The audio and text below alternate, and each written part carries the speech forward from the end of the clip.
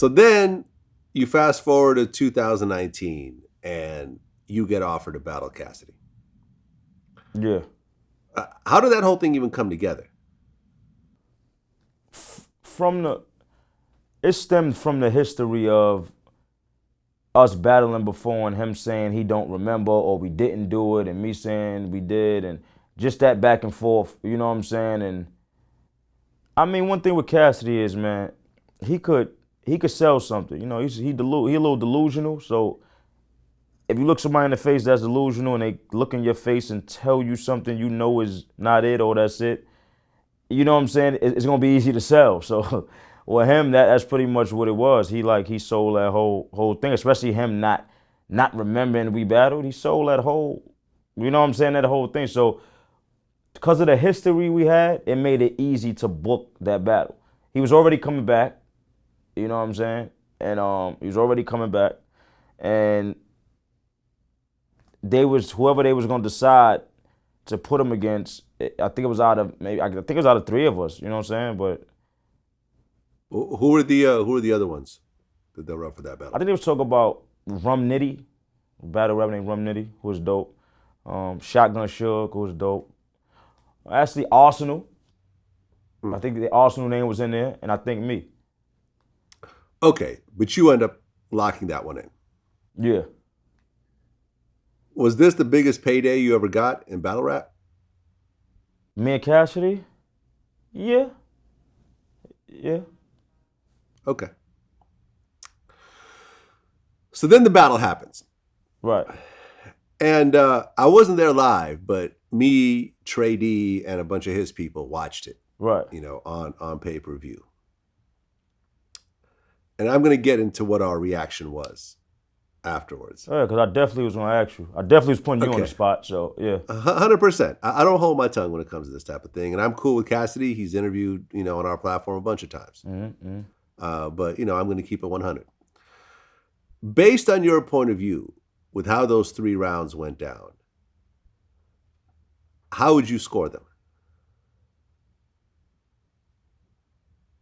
If we looking at it as boxing? Yeah. 10-9.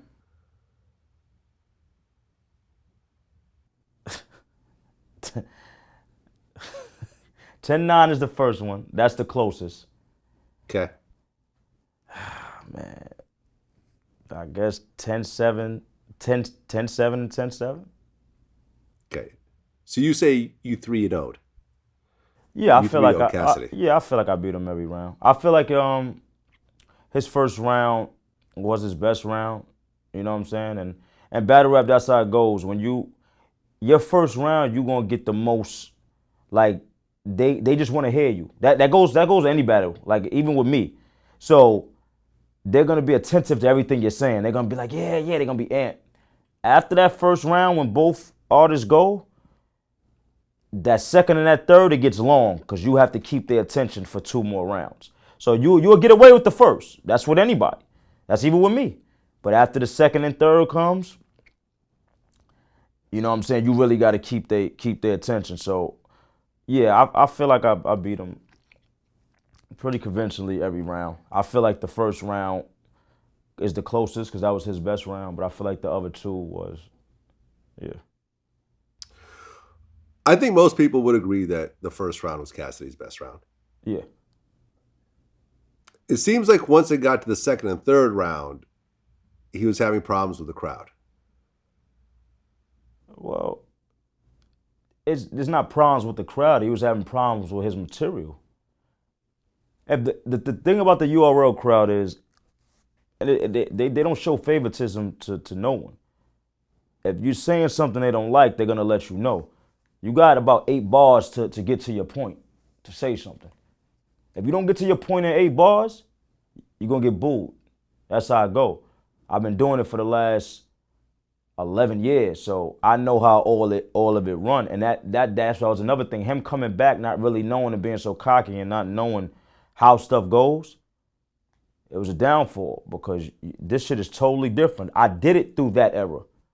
I've been doing it from that era all the way up to now. I went through every era, so I know how it goes from that era to now, and it's totally different. We're not rapping in a barbershop on a block no more. We're rapping on a stage in front of 2,000 people with mics on us. It evolved. It's totally different. And the crowd, if they don't like something, they're gonna let you know. It was a lot of Cassidy fans in that. A lot of people came out to see Cassidy that day, like a lot, like damn near half the crowd. I mean, yeah. I mean, our pay-per-view was based on Cassidy, right? You know, me and Trey D and all his homies wanted to see Cassidy battle. You gotta think. So that was. You get what I'm saying? So for the people, like, if you're not into battle rap like that per se, and you're not a battle rap fan, Cassidy brung the people like you, like yourself, and maybe industry dudes that's not into it, but that they see Cassidy battling, they're gonna go watch it. Mm-hmm.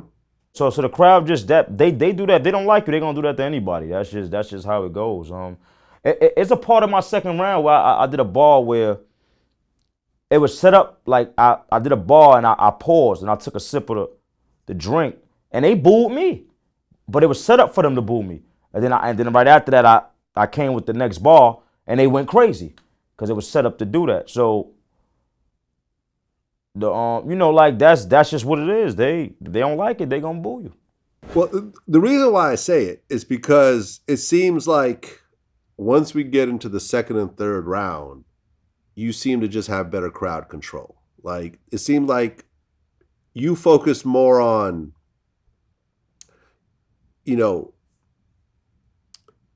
almost like comedy and making fun of Cassidy to a certain degree and making people laugh and so forth. And that's what started to get the crowd more behind you. Whereas Cassidy was just trying to be lyrical the whole time. Yeah, would you agree with that? Yeah, to a certain point. You got to understand this. If battle rap was all about just bars and being lyrical, then we could do it on the phone. What's the sense of having a big stage? What's the sense of having 2,000 people there? You get what I'm saying? What's the sense of having pay-per-view? It's a performance now. You know what I'm saying? And I just know how to keep the crowd. I know how to control a room. You could put me in front of anybody, in front of any amount of people. I don't have to rap. I could just talk. Like, you could tell me to talk in front of these people. I know how to control a room. That's just something you gotta have or you don't have. That's just it. So with battle rap, he went into it thinking it was just about bars and lyrics, and I'm gonna outbar you and I'm gonna spit, and you're on stage in front of 2,000, 2,500 people. So you got to know how to interact with the crowd and bring the crowd into it because it's more of a show now. You know what I'm saying? Is a few different attributes or categories you got to be able to click into and if you want to be successful in that, and that's just what it is. I agree. When I said I agree somewhat is because I'm a rapper. I've been doing this for a long time. Battling, out of battles, everything. I've been doing it for a long time. I think people mix up what bars are, okay? Or like in battle rap, when you say a bar, when you say like he spit a hot bar or it was a bar, that's like a hard hitting bar. It's like a bar that hit hard. So we call that a bar. Yeah, that bar was fire. It's something that hit hard. I think with Cassidy and Cassidy fans, they look at bars as how many times you can rhyme your words. I grip the Mac, I flip the back, I hit it back to get. That's not bars. That's just, Cassidy is an excellent rhymer. He can rap very well. Those are not bars in battle rap though. The bars is the bars that make the crowd go, ah, that's bars. You get what I'm saying? So I think people misconstrue that with rhyming words and bars. Okay, I can see your point.